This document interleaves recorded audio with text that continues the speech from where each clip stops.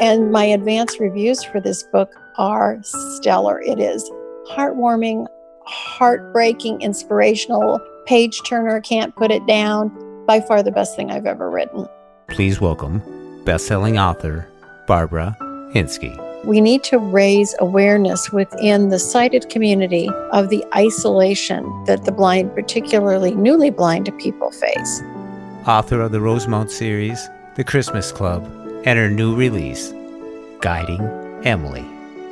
And Garth is actually based upon our real guide dog named Gnocchi, who is Julie Rock's guide dog from the foundation, and she's my dog trainer. Bringing awareness to blindness and support for the Foundation for Blind Children. I've recently retired as a business attorney, so the business aspects of publishing didn't discourage me, didn't bother me. I felt like I could handle them. Guiding Emily is now available on Amazon, so please welcome best-selling author Barbara Hinske. Write your book, keep writing, and do not listen to anyone who would discourage you from the path. Welcome to Blind Abilities. I'm Jeff Thompson. Today in the studio, we have best-selling author Barbara Hinske, and she is the author behind the Rosemont Series as well as the Christmas Club, which was made into a Hallmark movie in 2019. Barbara, welcome to Blind Abilities. Thank you, Jeff. I'm thrilled to be with this morning. Well, thanks for taking the time to share with our listeners a little bit about an upcoming book, Guiding Emily, that you are about to release on the 12th. Yes, thank you. Guiding Emily is a tale of love, loss, and courage. And it's the tale of the love story between Garth, a guide dog, and his handler, Emily Main, who loses her eyesight on her honeymoon. And it's the story of their journey to find each other. And you yourself, you're sighted. What inspired you writing Guiding Emily? Thank you for asking about that. I live less than a mile away from the Foundation for Blind Children in Phoenix, Arizona. And I've driven by it for 30 years, but had never been inside, was always curious. And in February of 2019, I was seated at a dinner next to the development director for the foundation. And Steve said to me, "You guys live right down the street. Why don't you come for a tour next week? Just come anytime." So my husband and I did that. The foundation services children from birth to 105. It's a wonderful organization and a fabulous facility. When we were done with that tour, we were both moved. I was choking back tears, and I said to Steve, "What do you need? How can I help you?" Well, they're a nonprofit, so of course he said, "We need money. And we need to raise awareness within the sighted community of the isolation that the blind, particularly newly blind people, face." So I said, well, I'm a successful novelist, and a book can do both of those things. I can write a book. So I've written Guiding Emily. I've addressed some of those issues and other issues for guide dogs, which we can talk about if you'd like. And I'm donating half of my proceeds from this book to the Foundation for Blind Children. So it's got a big old mission that it needs to go forward in this world and accomplish. And I'm working very hard to get the word out about it. So it does just that. Well, we are glad to get the word about Guiding Emily out and about your story too. And that's a really neat story that, 30 years of being that close to it and it being just, if I may, out of sight from, what it's all about. And can you tell us a little bit about when you attended there, when you went there and you told me, going through a little bit of cane travel or some experiences, what really set in when you did all that? Thank you. I'd like to address that in two parts because I've been there a lot. They've been wonderful to me in my research. The initial meeting was so powerful and moving because they don't, and maybe most of the blind schools, they don't turn anyone away. So all of these children who have visual impairments and other disabilities are served by them. Some of the staff to student ratios are 2 children to 1 staff, and they are working so effectively with these children. I met a 6-year-old boy from Canada who has multiple disabilities, but he was walking around, just the most cheerful child, gave me a big old hug. His parents had been told in Canada where they lived that really he would not have a long lifespan. He would never walk or talk, and that they just should make him comfortable. Well, the parents didn't buy into that and researched and came to Phoenix, moved their family from another country. That's a big deal. Mm-hmm. And here is this child has his arms around my waist. One of the hallways has photos on the wall of a group of young adults and teens that climbed Mount Kilimanjaro. Okay, holy cow.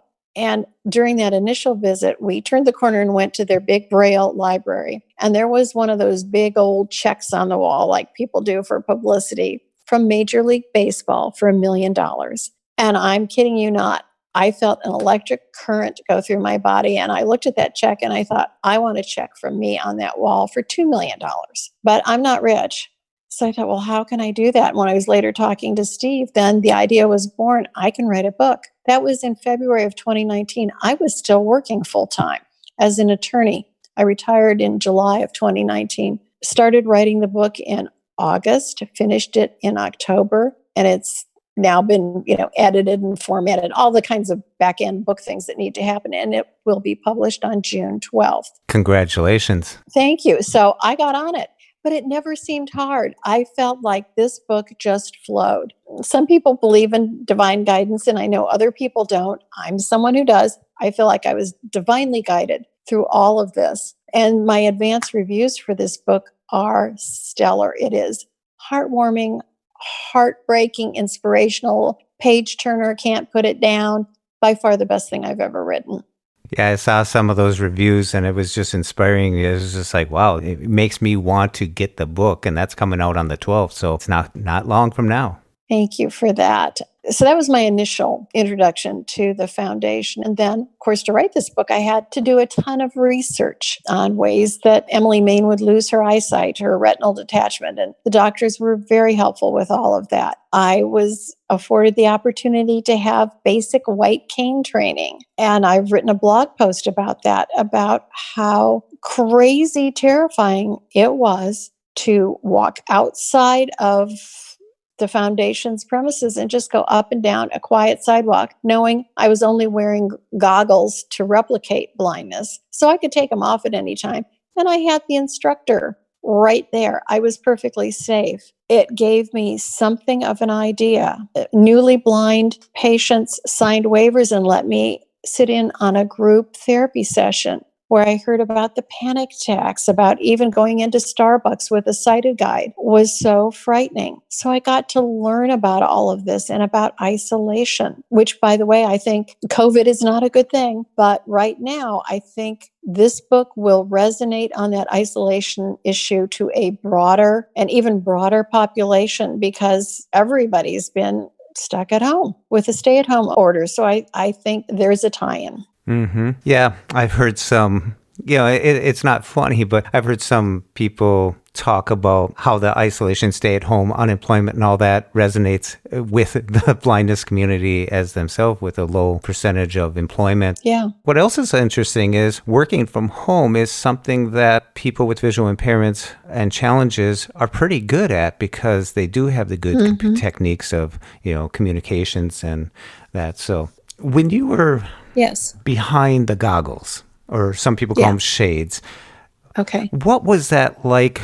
Did you feel vulnerable? Did you feel, what emotions struck you the most? Yeah, I definitely felt vulnerable. One of the things that was sort of crazy unexpected was I just felt like there was a gorilla on my shoulders. I felt this real super awareness of my body in space. And I'm kind of getting the heebie-jeebies just sitting here on my sofa with my eyes open, just thinking about it. Just putting your foot forward. And, the sweeping the cane thing, I got pretty well. But any sighted person who, if you wake up in the middle of the night, say in a hotel room, so you're not in your normal environment, and you got your blackout drapes drawn and you can't see anything, it's real unnerving. Well, pour jet fuel on that feeling. Oh, wow. And I knew intellectually Spencer Churchill was at my elbow. Nothing was going to happen to me. I could take off the goggles. Nothing could happen to me. Plus, I had the kind that have a little pinhole vision I think it was in my left eye. so I could swing my eye all around and at least see something. I wasn't in total darkness. So it replicated something like RP would be. Yes. That's interesting because, I went through training myself, and when I had some residual vision, so I wore sleep shades, and I got confident after a while, after going through that, really, here goes. But then I started getting upset with like the sprinkler noise that was going off in the distance because it masked some of the noises I wanted to pay attention to, or a refrigerator truck that was parked there. But I'm really glad that you got some experience here and that you're actually interested, of course, as well as your husband, but you're actually collecting data. What made you decide, well, your caning experience, but what made you decide to, well, two questions. Why'd you name the guide dog Garth? And you went with the guide dog. Well, I chose the name Garth because I like it, because it's male. Garth is a character who is pure good. It's hard to lose your eyesight, and then her marriage has problems, and all kinds of things fall apart, as happens in families with sudden blindness. So Garth lightens everything up. His chapters are interspersed in the book to make it not a really heavy read. And I wanted him to be seen as a little bit sexy, a little bit protective. I want the reader in their mind to kind of have almost a little bit of a cowboy accent to him. Maybe that's because I'm in Phoenix and, we're kind of the West. I met the actor Cameron Matheson, was the main character in my Hallmark movie. His name was Edward in the movie. Nicest guy in the world. And as I was writing Garth's character, I was hearing Cameron's voice in my mind. Wow. And he's got kind of that little bit of a grovelly growl in his voice. So that's how I named Garth. And Garth is actually based upon our real guide dog named Gnocchi, who is Julie Rock's guide dog from the foundation, and she's my dog trainer. So I've gotten to know Gnocchi because he attends our training sessions and just kind of hangs out and is wonderful. So that's how I came up with Garth. Well, that's great to hear about Garth. And, my wife has a guide dog, Logan, and they're just such great animals and well-trained. So how did you learn more about guide dogs? I knew that I wanted to intersperse this book, craft the book, structure the book with a subplot from Garth's voice. By the way, and everybody who's reviewed the book loves Garth, with the exception of one person who said they're allergic to dogs and she just skipped and doesn't like them. So she skipped the dog parts. And I'm thinking, what? But I knew I wanted to include that. And I was introduced to a local newscaster. Her name is Christy Siefken, and she's been a puppy raiser for guide dogs for the blind in San Rafael, California. So she opened behind the scenes doors for me. And my husband and I, he is the most supportive spouse in the world. He and I went to California and spent 3 days with them and kind of behind the scenes talking to people. And once again, they were so generous with their time and attention, and people from both organizations, the foundation and guide dogs. Sorry about my cuckoo clock. Have read the draft and done technical edits on the draft. I got a cuckoo clock myself. I like them. They're wonderful. They're fun, and people like to hear them. Mm-hmm. So Christy Siefken opened doors behind the scenes for me at Guide Dogs for the Blind. My husband and I went and spent 3 days there. They were most generous with their time and attention to us. Rabia Dow, their development director, spent an entire day with us. And he and others there have reviewed my manuscript and made technical issues. I asked them, what do you want to see in this book? What awareness do you want to have raised in Guiding Emily? And they said they really want the public to understand the dangers posed to legitimate service dogs by this proliferation of phony service dogs, and how dangerous those animals can be to service dogs and career ending. So I wrote a scene in Guiding Emily where Garth, as a puppy, is attacked by a phony service dog in a restaurant. Oh, wow. That was a hard scene to write. Brings back Old Yeller or something like that. Yeah, it was a hard scene to write because it could have been career ending. And Julie Rock was really helpful to me in getting that scene right and having the puppy raiser's reaction. be accurate. So, with the guide dog guiding Emily, Emily being the main character who lost her sight on the honeymoon, so you're going to build in the whole dynamics of the family, the changes that went into everything. How did you develop, because you created Emily, how did you develop her character as losing eyesight? And where did you gain the confidence to develop Emily's character? Okay, thank you. Well, Emily has her retinas detach, and she's had this destination wedding, island wedding, and the medical care there is not sufficient to take care of that. And by the time she gets home back to her where she lives in San Francisco, it's basically too late for reattachment surgery to be effective. The doctors at the foundation were helpful to me in that respect, and so was my research. I wanted her to have something obviously that would be doable, but I didn't want her to have a head injury so that she would have other issues. I wanted her to experience the isolation, and she has panic attack. I mean, it's pretty heavy. She has panic attacks and isolation and all those things, but yet she was a software developer and a project leader and had a very successful career at a technology giant. So I wanted her to be able to go back to that. And maybe this isn't realistic, I don't know, but her coworkers are instrumental in convincing her to get help and get into white cane training. She has people around her who love her. Unfortunately, it's not necessarily her husband. Her mother, who is wonderful and loves her, kind of just doesn't know what to do with all of this. And she has a coworker who is, I loved writing this character. His name is Dhruv, which means faithful in Indian. And he just is tenacious as all get out in just quietly insisting that she needs to get white cane training and she needs to resume her life. So there are some very heartwarming and tear-jerking scenes with Dhruv and with her coworkers. And it's the first in a series. There's going to be a sequel. And I think there's going to be maybe some love stories for people. Maybe even Dhruv is going to find somebody, because I and early readers love Dhruv. So I think, and I like to write romantic things. Who doesn't like the happy ending? So there's got to be some good stuff for Dhruv. He's such a good guy. Well, you've had some experience at writing a series from the Rosemont series. Can you tell the listeners what that's about? Yeah. So Rosemont is my first series. It's about a woman, Maggie Martin. She's in her mid-50s and her husband dies suddenly. That's bad. And then she finds out he had been embezzling from his employer, and that's worse. And then she finds out he had a second family. Okay, that's really bad. But she also learns that he had inherited this fabulous mansion in the Midwest known as Rosemont, and he had never told her. Now that he's dead, she's got the mansion.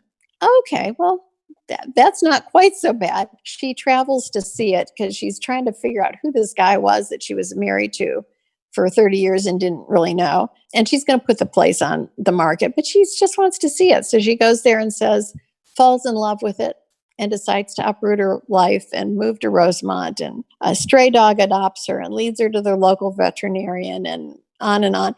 There's some fraud and embezzlement in the local town. I don't want to do any spoilers. It's got mystery, thriller, suspense themes in it. So I've just finished writing my 7th book in that series. Wow. And then I've just published mid-May my first standalone murder mystery called Deadly Parcel. And I wrote it a couple years ago and just decided, well, I'm just going to publish it. And it's done really well. So I guess I can write a murder mystery without all the love story. You just hung on to it for a little while.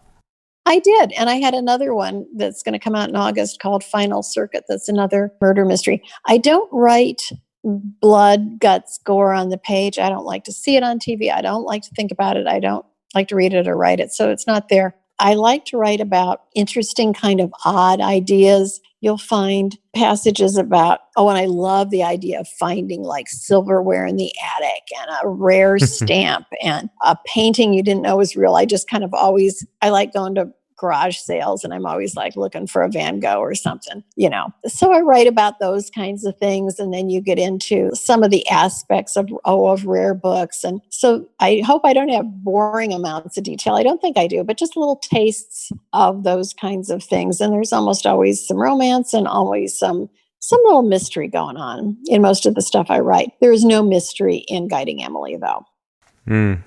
But it seems like you like to put your little darlings right in there and play around with that. Yeah, That's really cool. I do. What about The Christmas Club? That got made into a movie. And what was that experience like to see something in a different vision that you created on ink and paper than to see it hit the screen? That was quite a moment. The Christmas Club is a novella, so it's only 20,000 words or about 100 pages. It was set in 1952, and it was based upon a homily that I heard in church about a woman comes out of the bank and slips on the ice, and her purse flies open and her money, and I fictionalized this, so in my book, it's 6 $5 bills fly to the wind. And two people see her, a man and a woman who don't know each other, see her, help her up, get her back into the bank. And the man says, how much did you lose? And she told him, and he said, well, I'll go out and look for it. Well, of course, the money's long gone. It's blown away. But he goes out of the bank and she had told him, I lost 6 $5 bills. So he had 5 $5 bills in his wallet. The woman who helped him had one. They pulled their money, took it back in the bank and said, we found it. Here's your money. So she got her money back, but it wasn't like they were saying, oh, you poor old lady, you poor charity case. Here's our money. She was grateful, but she was grateful because they did something nice. They found it, not saw her as a charity case. So the important thing was it was doing something nice, but doing it, or something kind, doing it in a nice way. Then in my book, the $5 bills are each found by someone else who does something kind for another person with it. So it's all pay it forward. And then the man and woman who help her into the bank, there's a little romantic spark. And they keep missing each other through the book until Christmas Eve. Hallmark took that and rewrote it and made it into a more typical Hallmark romance and set it current day. But the screenwriter did a beautiful job with the script. I believe it was their top rating movie of last season. So I was very pleased with that. Cameron Matheson and Elizabeth Mitchell were the stars. It was her first Hallmark project. She said her mother read the book and called her and said, Elizabeth, and she said, my mother never asks me for anything, but my mother called me and said, Elizabeth, find out if somebody's making a movie. And if they have, I want you in it. I mean, how about that? So it was filmed in Winnipeg, Canada. My husband and I went up for a week last July for filming and got to be on location for the week. They treated us like kings and queens. It was just crazy because I thought we'd be underfoot. They were so kind. And I'm telling you, a couple of times we got really teary seeing actors say words that I wrote. It's quite a moment. And I have to say about a Hallmark, I have this impression of movie stars being all diva-y and everybody being mean and snippy and yelling at each other and all that. Well, not on a Hallmark movie. Everyone was kind and respectful. And it was hot, 14-hour minimum days. They had every reason to be short with each other, and they weren't. It was quite an experience. Oh, what an experience, though, to see something take total transformation into a whole different media. That's really something you can hang your hat on there. Absolutely. The movie all of Hallmark's Countdown to Christmas gets crazy publicity in the International Business Digest. I mean, all kinds of stuff. So my assistant and I at that point, I had written Guiding Emily and I knew what I wanted to do with it. So we contacted every news source that had covered the Countdown to Christmas. And we said, 107 of them, we said, would you like to interview me, guest, blog post, podcast, whatever? And 102 of them said yes. So I spent the next month just doing that. And at the end of every interview, whatever, I would pitch Guiding Emily. Frankly, I would tell people what it was about and what the mission was. And everybody said, oh, please get back to us when you're going to publish. So that's what Lisa and I have been doing for the last 10 days. And we're getting a big response. So I'm hopeful that will help push this book forward because I figure it's the audiobook will be $4.99. I'm not the audiobook. I don't have the audio rights sold yet, but the ebook will be $4.99. So for $5, you can buy yourself a lovely book and realize that you're making a significant donation to the Foundation for Blind Children. That's a win-win in my book. Oh, yeah. That's really great what you're doing for the Foundation of Blind Children, because they're an organization, as we talked earlier, from basically newborns to 105, you said. Yes. Wow. Yeah. It's incredible. That's a huge spectrum. Yes, it is. It is. I wish everyone could see their campus. They've had the money to redo their space, and it's wonderful. It's beautiful. And, they have the rock climbing wall in the gym and just all kinds of stuff. They do a lot of Braille translation for the schools and others, and they have a huge mission. Oh, that's great. Now, this interview would not be complete unless I would ask a question of you I know Lois Throken. She's from South Africa. She's an author. She's blind, and she's written children's books, and she's written a book about blindness. Wow. There we go. There we go. My stupid dogs. Well, believe me, that's so fitting that I mentioned Lois's name, and boom, there's the dogs. And I didn't have to add sound effects for that. That's real. Yeah, exactly. They're not stupid. They're sweet, but they're just mouthy at times. You warned me. It was coming. Yep.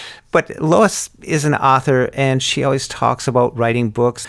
What advice would you give to aspiring authors, people who are interested in writing books? What advice would you have for them? Keep writing. Write your book.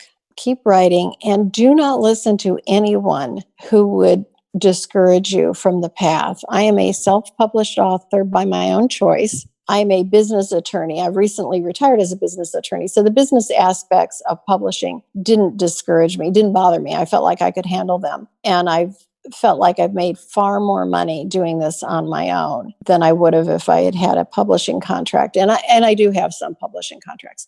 So early in my writing career, I can't tell you the number of lawyer friends and other friends and family who said, oh, well, you'll never make any money of that. Oh, you can't do this. You can't do that. Well, none of that is true. You can.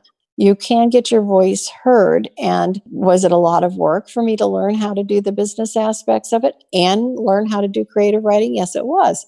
Was it doable? Absolutely. Has it been the greatest joy of my life? You bet. Will Guiding Emily and the money it can raise for the Foundation for Blind Children be an enduring legacy of my life? That's what I'm affirming. So I don't want anyone to be discouraged. And if I can help any writers, I would love, I don't edit, I don't critique, I don't do all of that, but I have a list of resources that I send people to, the things that I looked at to learn how to write. So is it okay if I give my email? Of Somebody course. can email me. Okay. It's B, like the letter B, Hinske, Hinske, Hinske @gmail. So shoot me an email with any kind of questions, and I will do my best to share resources and encouragement. But the biggest thing is write your book and turn aside the naysayers. There you go. That's great advice. Barbara, I want to thank you so much for taking the time to come on The Blind Abilities and talk about your writing, how you got involved in it, your books, your series, the new book coming out, Guiding Emily, due out June 12th. So be sure to go get it. Where can they find the book? Amazon. Amazon. Yeah. That's yeah. No bigger place than that, is it? Yep, absolutely. Yeah. Well, great. We'll put some links in the show notes here. And, it's really neat that you went by 30 years, but you went in there and look what you're doing now for the Foundation of Blind Children and for the awareness for everyone to get about blindness. And, you're bringing awareness is a huge thing. So thank you very, very much. It's my honor. And thank you so much for having me on. I'm so thrilled to be able to connect with your listeners, and I hope that all of the listeners and readers of Guiding Emily enjoy it and feel inspired and uplifted, and I hope everyone stays safe and well. Thanks, Jeff. Thanks, Barbara. Such a great time talking to Barbara Hinske. To check out the links in the show notes and check out Amazon.com for Guiding Emily, A Tale of Love, Loss, and Courage. Available in paperback and Kindle edition. A big thank you goes out to the Foundation for Blind Children, Guiding Eyes for the Blind, and all those who supported, coached, trained, and encouraged Barbara to create this book, Guiding Emily. Be sure to contact your state services for the blind, your Voc Rehab, and find out what they can do for you. Live, work, read, succeed. A big shout out to Chi Chow for his beautiful music. You can follow Chi Chow on Twitter at @LChiChow. And from all of us here at Blind Abilities, through these challenging times, to you, your family, and friends, stay well, stay informed, and stay strong. Thank you for listening. Hope you enjoyed. And until next time, bye-bye. When we share what we see through each other's eyes, we can then begin to bridge the gap between the limited expectations and the reality of blind abilities. The realities of blind abilities. For more podcasts with a blindness perspective, check us out on the web at www.blindabilities.com, on Twitter at blindabilities. Download our app from the App Store, blindabilities, that's 2 words, or send us an email at info@blindabilities.com. Thanks for listening.